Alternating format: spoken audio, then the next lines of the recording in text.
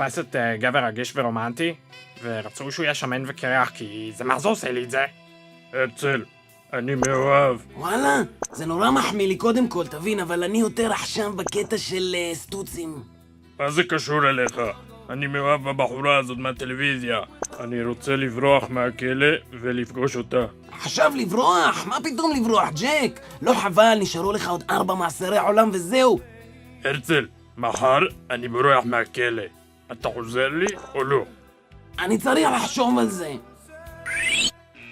יש כאן בטון מזוין. אוי, איך אני אוהב שאתה מדבר מלוכלך. אנחנו לא נגמור בחיים. אני כבר גמרתי.